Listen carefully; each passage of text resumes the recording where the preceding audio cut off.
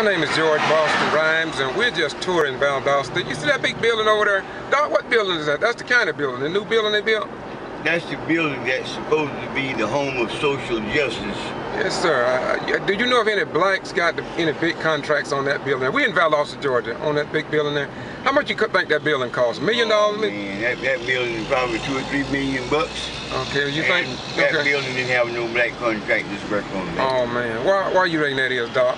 Because of the economic oppression that's led by the society in our county. And that's Lowndes County, That's Lowndes County. I got Brother Robinson in the vehicle with me, and me and him work together. As we ride around town, I often hear you talk about Doc, down in Valdosta, all these businesses. Tell me what we're looking at right here. As we look at these different businesses, what can we say about these businesses? That you see here in downtown is predominantly white or either owned by Indians. Blacks represent 58% in the city and don't own not one service station, let alone one of these buildings down here. There to your left there is the old traditional courthouse that was built way back in the early 30s or the 40s or sometime. I don't know exactly what year it was built, but you can look at its design and tell that it was here years ago. And across is one of the most powerful buildings here, the First United Methodist Church here. They owned quite a few businesses downtown. And we have a social divide here in Lowndes County, and we're trying to bridge that gap socially by dealing with the economics of the economy, and we want to deal with it economically through contracts that we can provide some justice and equality that can lead to ownership, not being a servant, the mentality of the South. They've always been, we've had a lot of crime in the community and people getting shot in the Hudson Docket area. And we've had several meetings. Do you think those meetings that the mayor and council and the reverends and ministers are having will resolve that? Or what you think it's going to take to resolve some of the problems that we have here in Valdosta and Lowndes County? Boy, it takes for everything else. It takes money to carry the mail. If you don't put no money into the hands of the oppressed people, you're going to always have crime. Because like the book said, those that are numbered, that are wanting cannot be numbered. I mean, here we are coming up on the Patterson Bridge where black businesses were shut off. As we go up to the top of this bridge, you are going to cross the railroad track that we call the track of social divide, and where the old traditional black community have always been. And now look at the difference between the two worlds. Just look at the treetops and look up on the roofs. You don't see what you just left from the downtown area. Now these businesses is cut off because of this bridge, because of poor economic planning, the desire not to have things is promoted by the local community here.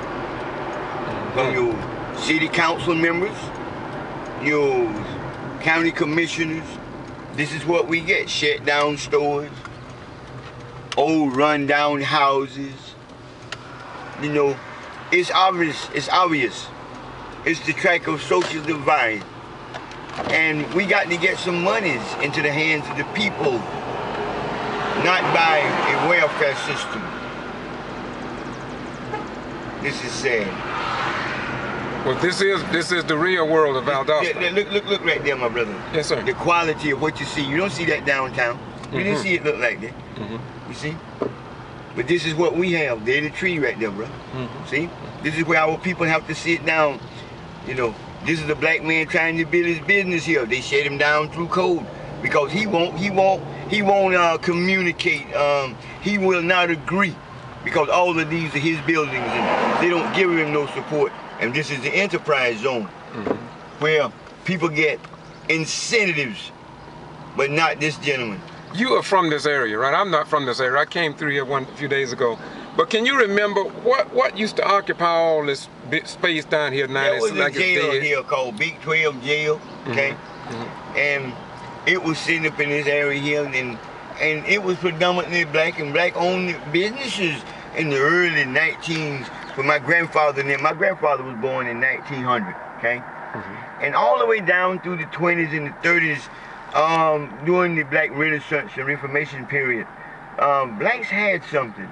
We had something. And those years drift away. and we ended up like this. When they started building this, call it the Martin Luther King corridor here, a lot of people was very proud of it, and I was proud of it, and you was proud of it to an extent, but you saw a slight problem. You saw it a little different from other people. And you stated on the radio, how do you see this monument that they gave in honor of Dr. King here? How do you see that at the time, and how do you see it now? Well, I still think it's a waste of monies, because they could have took the monies for something monumental and put it back in the community that could have boost the economy. Don't give us something as an icon. Look at this old building across here, man. You got the beauty in it, you know. I think that's Maggie's Beauty Shop. Look at that building, man. I mean, it's historic. Okay, we understand that, but that's a person's business. And look at the area that it's in. Look at the young men over here. You see, walk over here, going between the church over here. Yes, sir. Okay, and now you can see the poverty that's in the community, and they give us a monument, but not one black contractor. Not one is working on this corridor. Not one laid the first piece of concrete in this project. It all went to white contractors that it always have went to. Okay? Now we in protest to that. We did protest it, but we didn't go out and march. But we want to see money's put into the hands of the contractors so that we can make the difference. We need the money into the neighborhood through contracts. The $300,000 or $400,000 could have came back into this community to build this by black contractors. The $300,000 to $400,000 on this corridor that's being repaired right now could have been or should have been constructed by black contractors in a black community. That have been monies back in the neighborhood that could have helped these young men, you see, give them jobs. Give them jobs. Rather than committing crime. Yes. This is the difference. This is where it makes the difference. This is where it makes the difference. Okay. As we go up through here, this is St. Paul. This is a historical church here. Now, I didn't come to Valdosta that much, but I do know back in the 70s, there was thriving businesses all along here. If you wanted to get up and come down here and eat breakfast in the morning, you could do it. And the money went right back into the neighborhood. You also had mothers who could employ their sons and daughters inside of the store as they went to school. Go ahead, I'm sorry. Go ahead, my brother. We're about to cross the track of social divide. Brother Ryan, I would like for you to continue to go down so we can show the difference, true difference between the two communities. Then we're going to go over to the welfare building over there. Okay, we are going to do that. We're going to bring this to an end.